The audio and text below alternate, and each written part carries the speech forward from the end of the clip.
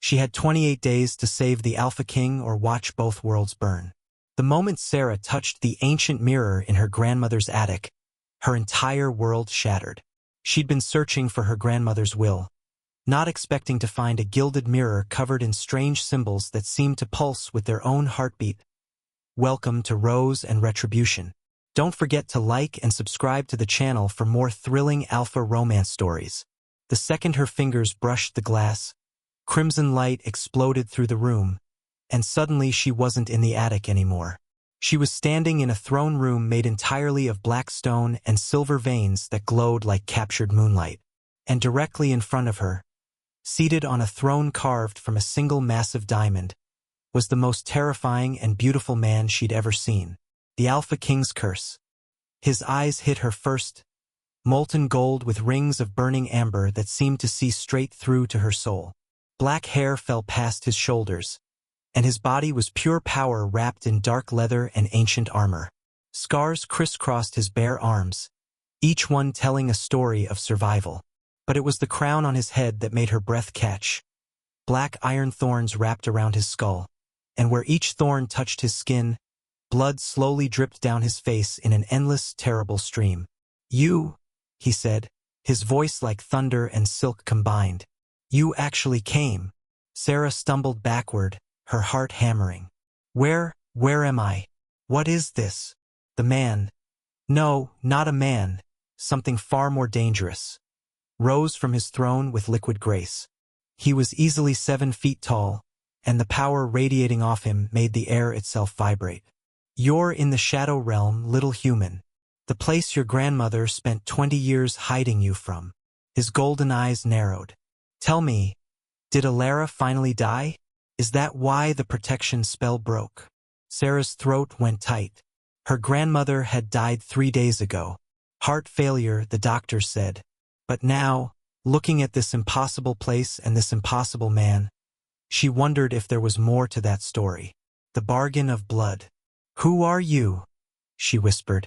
"I am Kale Nightshadow, Alpha King of the Eternal Pack, ruler of the Shadow Realm, and..." His lips curved into something too dark to be called a smile. "Your destined mate." The words hit her like a physical blow. That's impossible. I'm human. I don't even believe in werewolves or..." "Your grandmother was the most powerful witch in 5 centuries," Kale interrupted, stalking toward her with predatory grace. "She made a bargain with me 25 years ago. I would give her the power to protect her daughter, your mother, from the hunters who wanted her dead. In exchange..." He stopped directly in front of her, so close she could feel the heat radiating off his body. "She promised me her granddaughter as my bride on her 18th birthday. Sarah's mind reeled. "I'm 22, which means she kept you hidden for 4 extra years. Something flickered in Kale's eyes. Was it anger or respect? "Impressive. The protection spell should have broken the moment you turned 18. She must have sacrificed years of her own life to maintain it." Tears burned Sarah's eyes. Her grandmother had always seemed so frail, so tired.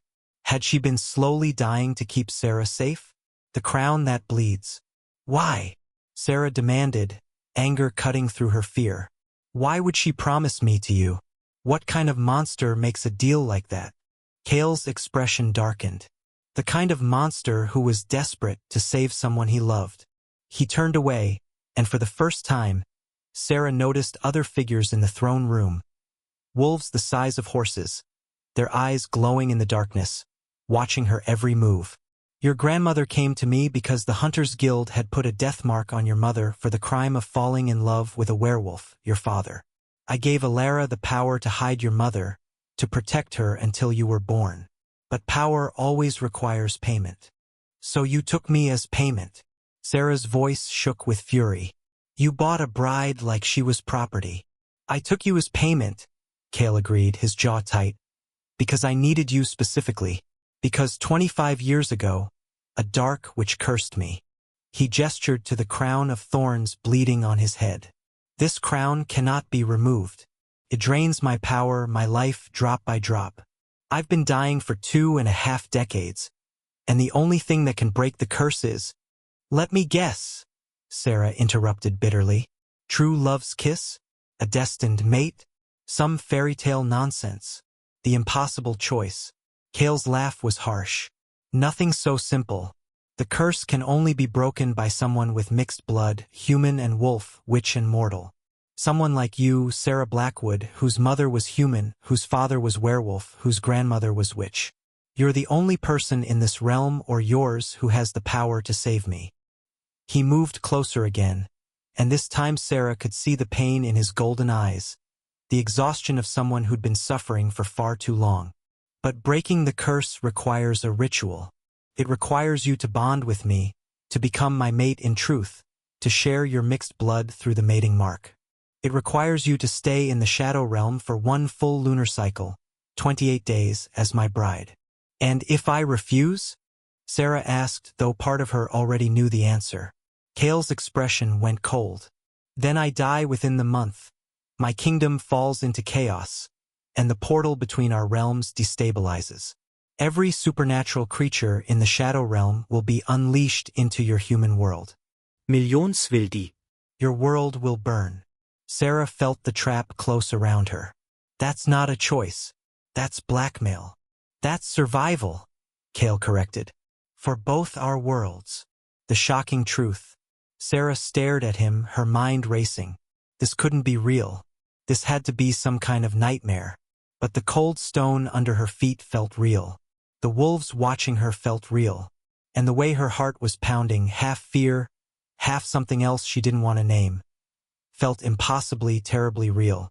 28 days, she said slowly. And then what? I get to go home. Something flickered across Kale's face. An emotion she couldn't read. If that's what you want. Once the curse is broken, the choice becomes yours. You can return to your world or... He paused, and his voice dropped lower. You can stay as my queen, my true mate, my equal in all things. Why would I ever want to stay? Sera demanded. Kale smiled then, and it was dangerous and devastating. Because I can already feel the mate bond between us. Little witch. And so can you. That pull you're feeling, that electricity in the air, that sense of recognition. It's real. Your grandmother didn't choose me randomly. The fates chose us for each other long before either of us was born. Sarah wanted to deny it, wanted to scream that he was wrong, but she couldn't, because the moment she'd seen him, something inside her had recognized him, something primal and ancient and terrifying, the contract sealed in blood. I need to think, she said desperately. I need time. We don't have time. Kale gestured to the crown, and Sarah saw for the first time how pale he was, how the veins in his neck were dark with corrupted blood. I have maybe a week left before the curse kills me. We need to begin the bonding ritual tonight. Tonight, Sarah's voice cracked. You expect me to just... I expect you to make the choice your grandmother already made for you, Kale interrupted, his voice going hard. I expect you to decide whether your pride is worth more than millions of innocent lives. I expect you to be brave enough to face your destiny instead of running from it. He held out his hand, and Sarah saw that his palm was scarred with old ritual marks. 28 days as my bride. 28 days to break the curse. And at the end, if you choose to leave, I'll open the portal myself and let you go. You have my word as Alpha King. Sarah looked at his outstretched hand, looked at the crown bleeding on his head, looked at the wolves watching her with eyes that held far too much intelligence. This was insane. This was impossible. This was the cliffhanger. Before I agree, Sarah said slowly, I need to know one thing. Why did the dark witch curse you in the first place? What did you do to deserve this? Kale's expression went completely blank. That, he said quietly, is a story that might make you refuse the bargain entirely. Tell me anyway. He stared at her for a long moment, and something like respect flickered in his golden eyes. Very well, but don't say I didn't warn you. He took a breath. 25 years ago, the witch who cursed me was named Morgana Blackwood. She was your grandmother's sister, and I killed her. The room spun. Sarah's grandmother had a sister? A sister that this man had murdered? Now you understand, Kale said softly, watching her face. The woman whose power you'll use to save me is the same woman whose sister I destroyed. The blood running through your veins is connected to the very curse that's killing me. So tell me, Sarah Blackwood, knowing that I killed your family, will you still choose to save me? Sarah's hands were shaking so badly she had to clasp them together to hide it. You killed my great-aunt. You murdered my grandmother's sister. And now you expect me to save your life. Kale's expression was unreadable. I expect you to hear the whole truth before you make your judgment. What truth could possibly justify murder? Sarah's voice cracked with fury and grief. Her grandmother had never mentioned a sister, had never spoken of this part of her past. Why? The dark revelation. Morgana Blackwood wasn't just your grandmother's sister, Kale said, his voice low and careful. She was the most dangerous dark witch in supernatural history. She believed that humans were weak, that they deserved to be enslaved or exterminated. 25 years ago, she created a plague specifically designed to kill every human in the world while leaving supernatural creatures untouched. Sarah felt ice run through her veins. That's true, Kale interrupted. Every word. Your grandmother came to me because she'd discovered Morgana's plan. She begged me to stop her sister before the plague could be released. I tried to reason with Morgana first, tried to find another way. But she refused to listen. She'd already infected the first human village. 20 people died in agony before I finally... He paused, and for the first time, Sarah saw genuine pain in his eyes. Before I finally did what had to be done. So you killed her, Sarah whispered. I executed her, Kale corrected. By supernatural law, she was guilty of mass murder and conspiracy to commit genocide.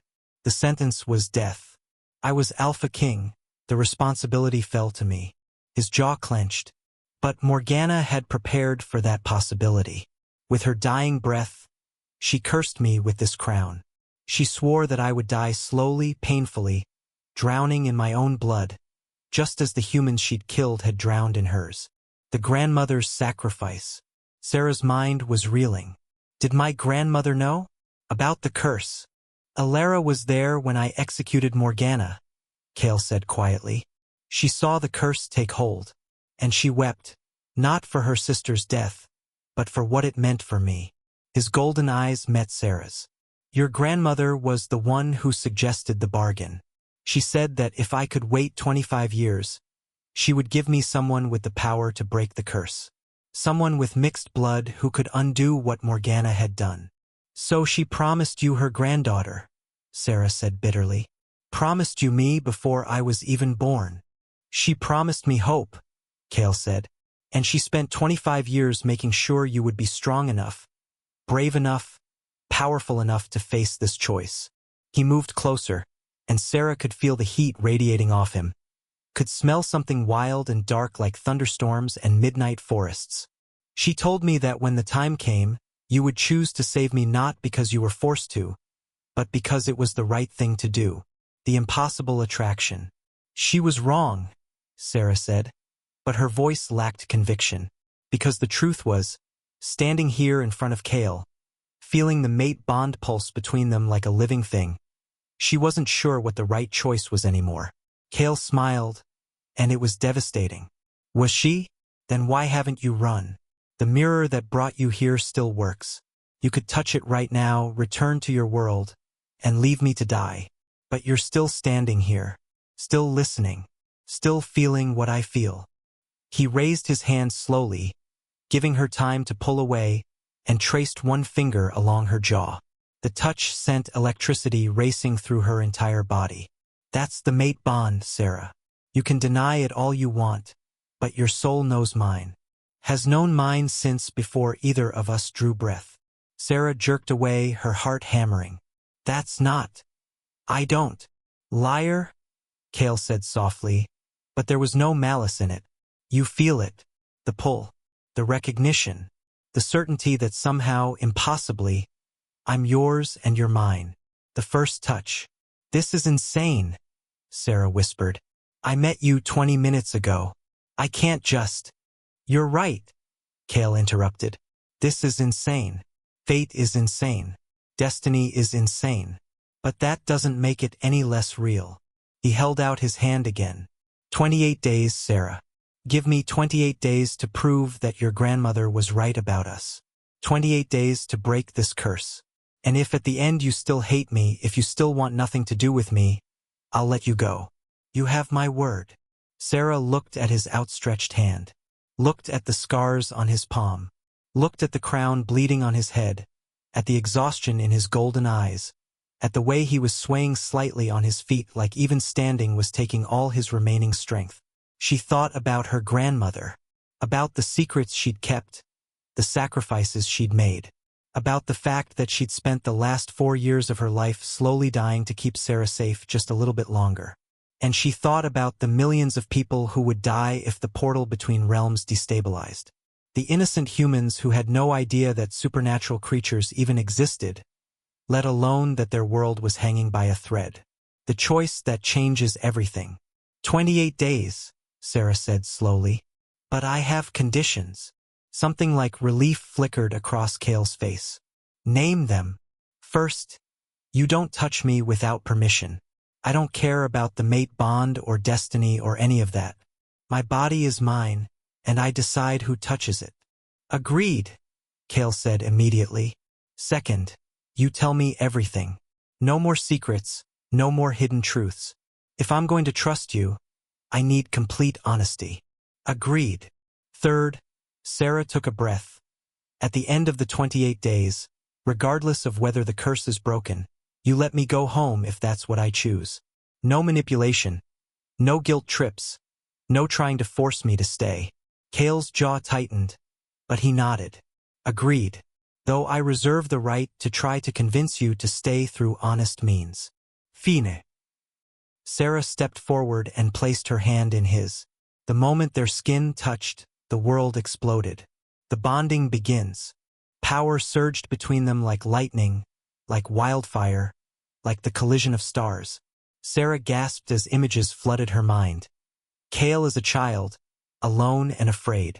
Kale being crowned Alpha King at 16 after his parents were murdered. Kale fighting wars, making impossible choices, bearing the weight of an entire realm on his shoulders. Kale meeting Morgana and trying desperately to reason with her. Kale executing her and feeling the curse take hold. Kale spending 25 years slowly dying while trying to keep his kingdom from falling apart. And through it all, she felt his emotions. His loneliness, his determination, his bone-deep weariness, and underneath all of that, blazing bright and fierce, his hope. His desperate, fragile hope that maybe, just maybe, she would be the one to save him. When the vision finally faded, Sarah found herself pressed against Kale's chest, his arms wrapped around her to keep her from falling. She could hear his heartbeat, impossibly fast, impossibly loud, and feel the way his body was trembling with the effort of staying upright. The ritual revealed. What was that? She gasped. The first stage of the bonding ritual, Kale said, his voice rough. Our souls recognizing each other, sharing memories, sharing emotions, becoming intertwined. He pulled back slightly so he could see her face. Are you all right? No, Sarah said honestly. I'm absolutely not all right. That was too much. Too intense. I know. Kale's hand came up to cup her face, then froze, remembering her first condition. May I? Despite everything, Sarah found herself nodding. His palm was warm against her cheek, his thumb brushing away tears she hadn't realized she was crying. I'm sorry, he said softly. I know this isn't what you wanted. I know you feel trapped. But I swear to you, Sarah, I will spend the next 28 days proving that I'm worth saving. That we're worth saving. The dark warning. Before Sarah could respond, a howl echoed through the throne room. Long, mournful, and full of warning. Kale's entire body went rigid. What is it? Sarah asked. Trouble, Kale said grimly. He released her and turned to face the enormous wolves that had been silently watching them. Speak. One of the wolves, a massive gray beast with silver eyes, shifted into a woman with short silver hair and scars across her face. "Alpha King," she said, her voice urgent. "We have a problem. Someone breached the border of the Shadow Realm 2 hours ago. We found tracks leading directly toward the palace." "Who?" Kale demanded. "We don't know yet, but whoever it is, they used dark magic to hide their scent. Ancient dark magic." The woman's eyes flickered to Sarah. "The kind that only one family knows how to use." Sarah's blood ran cold. "You think it's someone from my family?" The betrayal begins. "Your grandmother had a younger brother," Kale said slowly, his expression going dark. "Ilara never spoke of him because he disappeared 20 years ago after Morgana's execution. We all assumed he was dead." He turned to the silver-haired woman. "Send out every available patrol. I want this intruder found and brought to me alive. And double the guard around the palace, especially around Sarah's chambers." "My chambers?" Sarah asked. "The ritual requires you to stay in the palace for the full 28 days, Kale explained. "Which means whoever breached the border knows you're here. And if they're using Blackwood dark magic," his jaw clenched, "they might be trying to stop the ritual before it can break the curse." "Why would anyone want that?" Sera demanded. "Why would anyone want you to die?" The power struggle. Kale's expression went cold. "Because if I die without an heir, my kingdom falls to the Council of Elders. And the Council has been trying to seize power from the Night Shadow bloodline for 3 centuries. They'd love nothing more than to see me dead and the throne vacant. But surely they wouldn't conspire with a dark witch, wouldn't they?" Kale interrupted.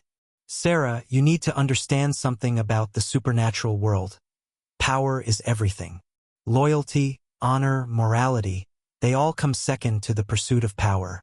If the council thought they could strike a deal with a Blackwood to ensure my death, they'd do it in a heartbeat." Sarah felt sick. "So I'm not just here to break a curse. I'm here as bait." "No," Kale said fiercely. "You're here as my mate, my future queen, and the one person in any realm I would give my life to protect." He stepped closer, his golden eyes blazing. "I won't let anyone hurt you, Sarah. Not the council, not some rogue Blackwood, not anyone.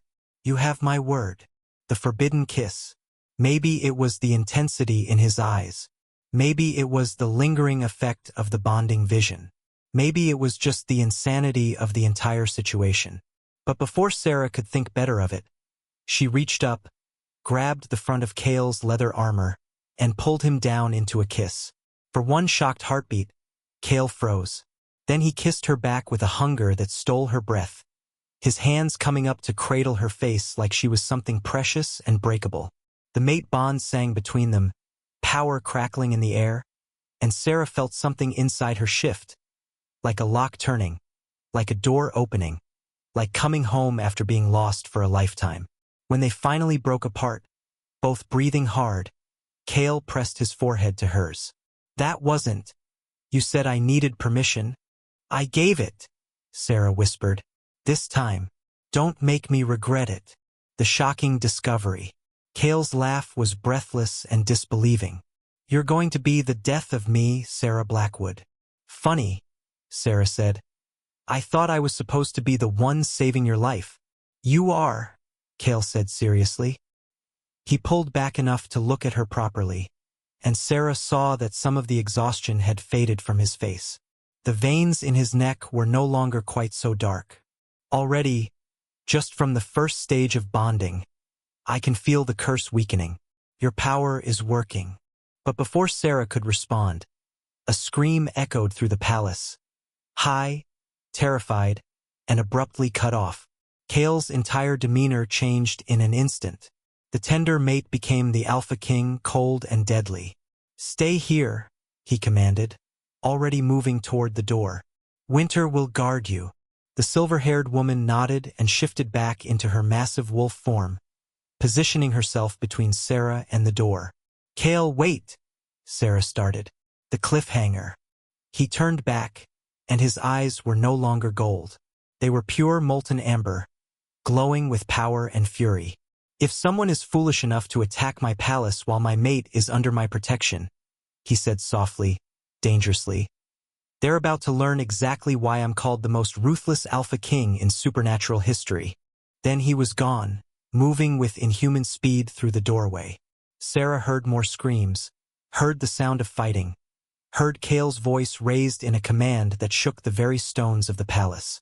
And then, just as suddenly, everything went silent. Too silent.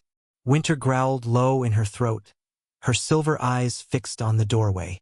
Sarah's heart was hammering. What's happening? Winter didn't answer, couldn't answer in wolf form. But the way her hackles were raised, the way her entire body was tense and ready to attack, told Sarah everything she needed to know. Something was very, very wrong. Footsteps echoed in the corridor. Slow, deliberate, wrong somehow. Winter's growl deepened, becoming a snarl. Sarah backed up until she felt the cold stone wall against her back. The footsteps stopped just outside the door. And then a voice spoke. Male, cultured, dripping with dark amusement. Hello, niece. Did you really think your grandmother's bargain would save you? Did you really think you could break the curse that I've spent 25 years perfecting? The door opened, and Sarah found herself face to face with a man who looked exactly like an older, crueler version of her grandmother.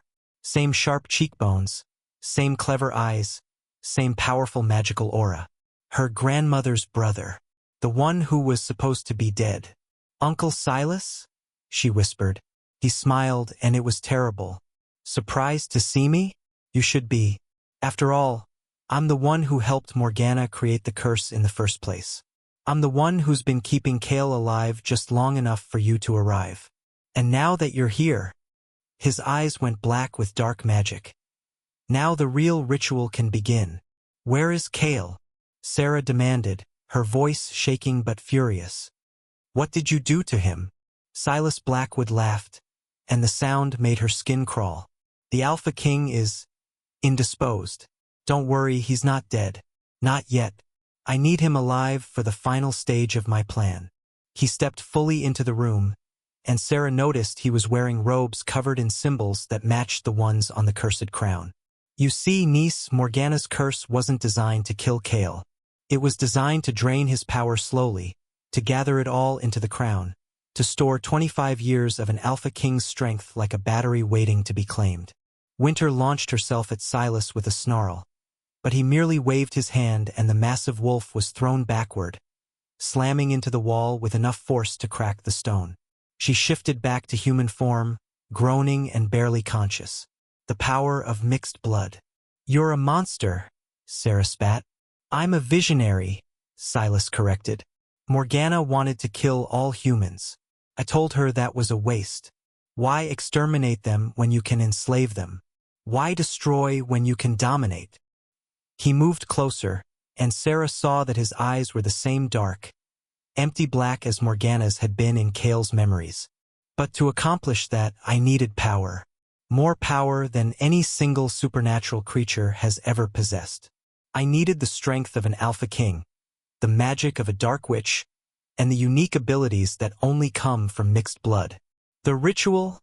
Sarah breathed, understanding dawning with horror. The bonding ritual wasn't meant to break the curse. It was meant to transfer it. Silas finished, looking pleased. Exactly. You're clever, just like your grandmother. Yes, when you complete the bonding ritual with Kale, the curse will break. But the power stored in the crown won't dissipate. It will transfer to whoever has the blood connection to both the curse's creator and the Alpha King himself. His smile widened. Through your mother's werewolf blood, you're connected to Kale. Through your grandmother's witch blood, you're connected to Morgana and to me. You're the perfect conduit. And once the power transfers to me, Sarah said slowly, her mind racing, you'll take it from me. By force if necessary, Silas agreed. Though it would be so much simpler if you'd cooperate. Help me complete the ritual, and I promise I'll make your death quick and painless. The choice of defiance. Go to hell, Sarah snarled. Silas sighed. I was afraid you'd say that. He raised his hand, and dark energy began to gather in his palm. Your grandmother always was too sentimental. She actually believed in love and destiny and all that nonsense. But I know the truth. Power is the only thing that matters. Power is the only God worth worshipping. The energy in his hand blazed brighter, preparing to strike. Sarah closed her eyes, bracing for impact, and felt nothing. She opened her eyes to find Cale standing between her and Silas, his body blocking hers, his hand wrapped around Silas's wrist in an iron grip. Blood poured down Cale's face from the cursed crown, and he was swaying on his feet, but his eyes burned with protective fury. "You made," Cale said quietly, dangerously, "a fatal mistake, Blackwood, the Alpha King's fury." "And what's that?" Silas demanded, trying and failing to pull his wrist free. "You threatened my mate." Cale's voice dropped to a growl that seemed to shake the entire palace. "And I am very, very protective of what's mine." He twisted, and Silas's wrist shattered with a sound like breaking wood. The dark witch screamed and stumbled backward, clutching his ruined arm. Before he could recover, Cale was on him, moving with lethal speed despite his weakened state. "Did you really think I didn't know about your involvement in the curse?" Cale snarled, pinning Silas against the wall with one hand around his throat. "Did you really think I spent 25 years oblivious to your manipulations? I knew, Blackwood. I've always known.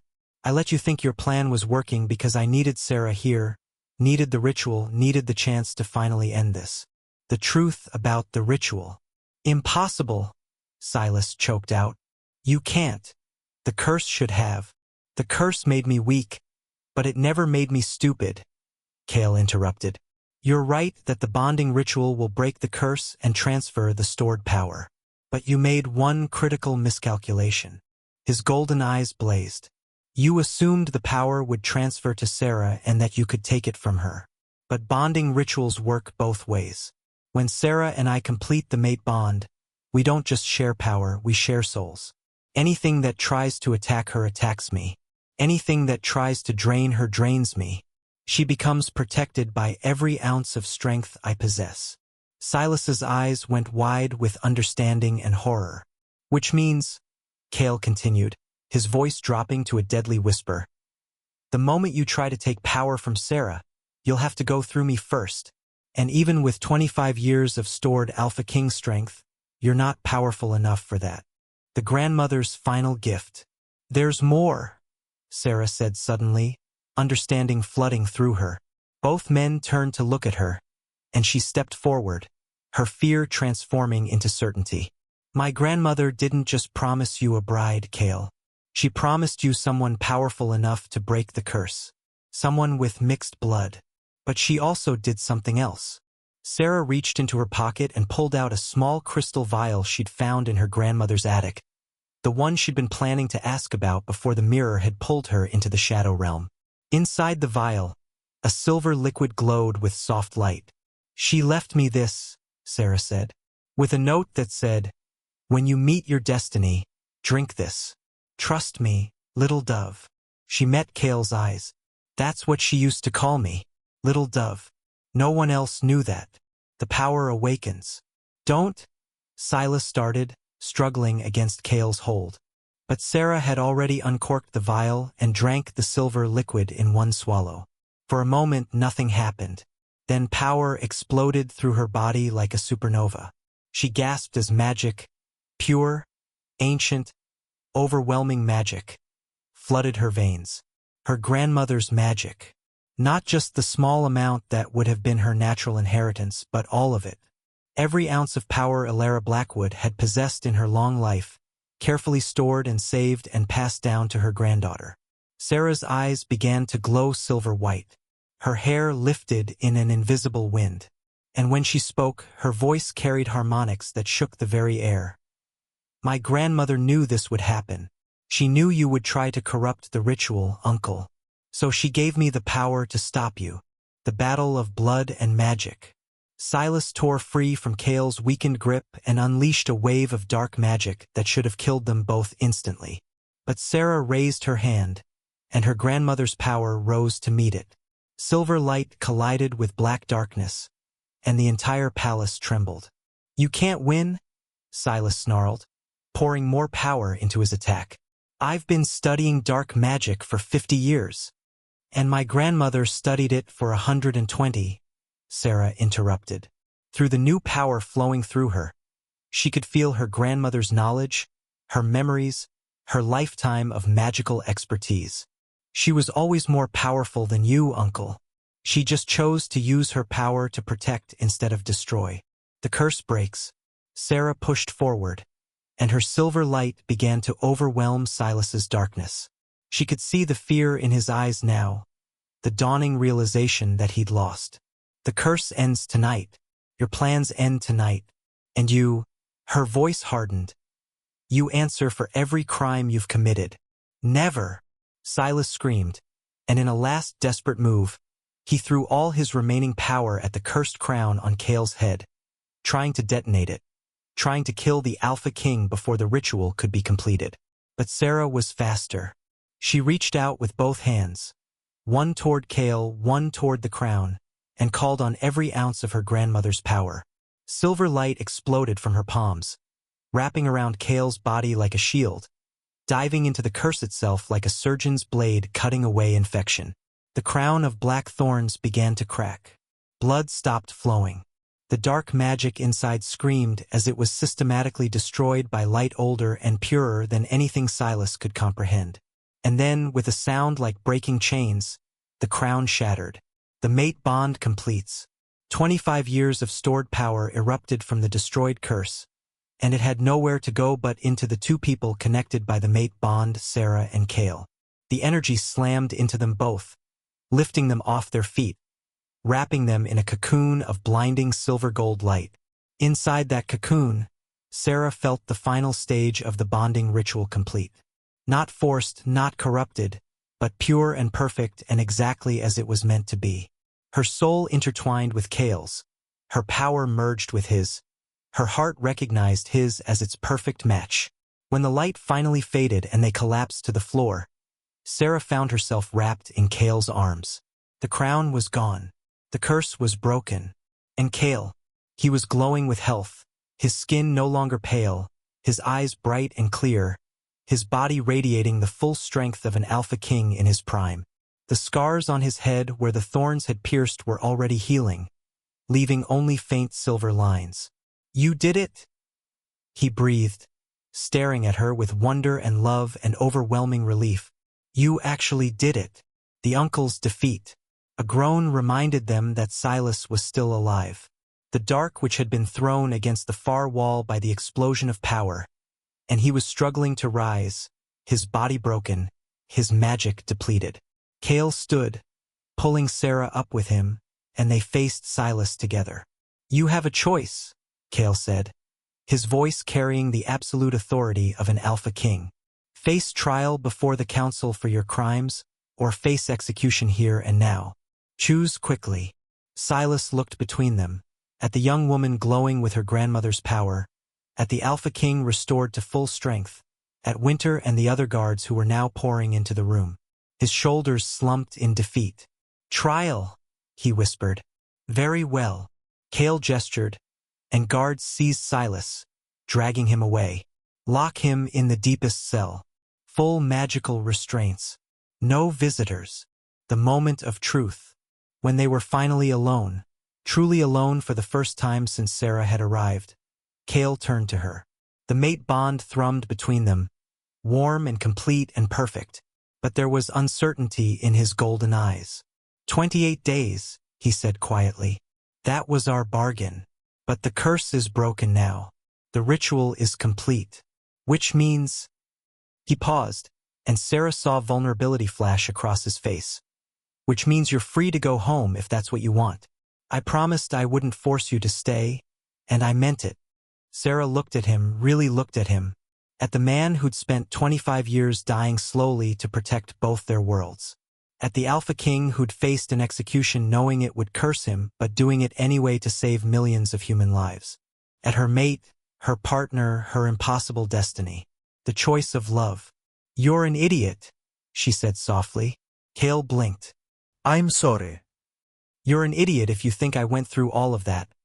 Battled my psychotic uncle, broke an ancient curse, completed a soul bond, just to leave." Sarah stepped closer and placed her hand over his heart. I felt everything you felt in that bonding vision. Your loneliness, your determination, your hope. And you felt everything I felt. My fear, my courage, my choice to save you not because I had to, but because I wanted to. Sarah. His voice was rough with emotion. I'm not saying it's going to be easy, she continued. I'm human, mostly. I've never been a Luna. I don't know anything about ruling a supernatural kingdom. I'm probably going to make 1,000 mistakes. She looked up at him and let him see the truth in her eyes. But I'm saying I want to try. I want to stay. I want to build a life here with you. If you'll have me. The Alpha King's claim. Kale's answer was to pull her into a kiss that made the previous one seem tame. This was a claiming, a promise, a declaration. His hands tangled in her hair, and Sarah felt the mate bond sing with joy as they finally, fully accepted each other. When they broke apart, both breathing hard, Kale pressed his forehead to hers. I love you, he said simply. I loved you from the moment you appeared in my throne room looking terrified and furious and brave. I loved you when you drew pictures in the snow. I loved you when you drank your grandmother's power without hesitation to save us both. I love you, Sarah Blackwood, soon to be Sarah Nightshadow, and I will spend the rest of my very long life proving it. Good, Sarah said with a shaky laugh, because I think I love you too. Even though you're arrogant and bossy and way too used to people doing what you say. He kissed her again, softer this time. I can work on that. You'd better, Sarah teased. Then more seriously, what happens now? The new beginning. Now, Kale said, we plan a proper mating ceremony. One where the entire kingdom can witness me claim you as my Luna, my queen, my everything. We'll invite representatives from every supernatural faction. Show them that the Alpha King is stronger than ever, and make it very clear that anyone who threatens you threatens me. Sounds intimidating. It's supposed to be, Kale said with a grin. Then, we start teaching you everything you need to know about being Luna. Winter will help.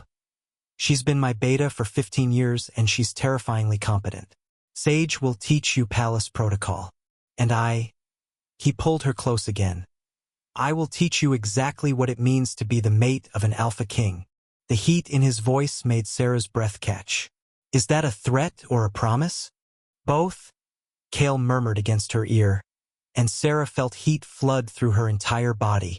The epilogue. 6 months later. 6 months later, Luna Sarah Nightshadow stood on the balcony of the palace, looking out over the Shadow Realm.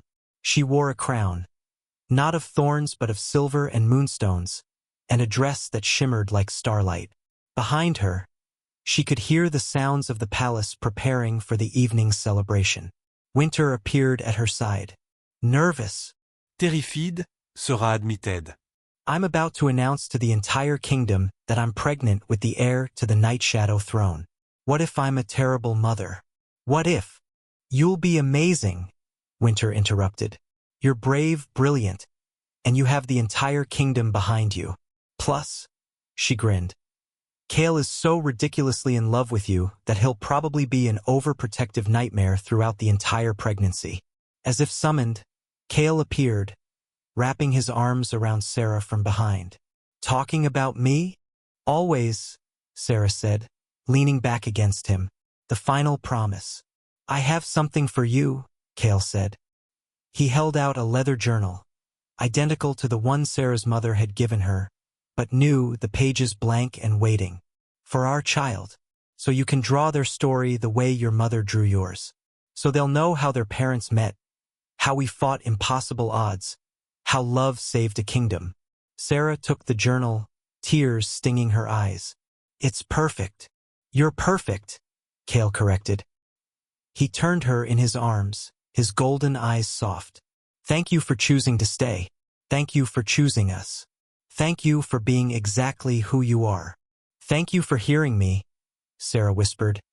Even when I couldn't speak, they kissed as the sun set over the Shadow Realm. Two souls perfectly matched. A curse broken. A kingdom saved, and a love story that would be told for generations.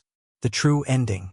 That night, as Sarah stood before the assembled court and announced that an heir was coming, as the kingdom erupted in celebration, as Cale held her close and whispered promises of forever in her ear, she thought about her grandmother.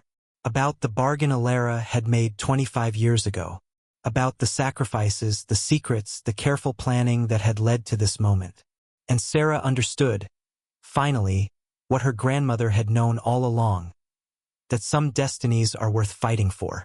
That some loves are worth every risk. That sometimes the greatest power isn't dark or light. It's the courage to choose love even when it terrifies you. "Thank you, Grandma," she whispered to the stars. "You were right about everything." And somewhere, in whatever realm souls go after death, Alara Blackwood smiled.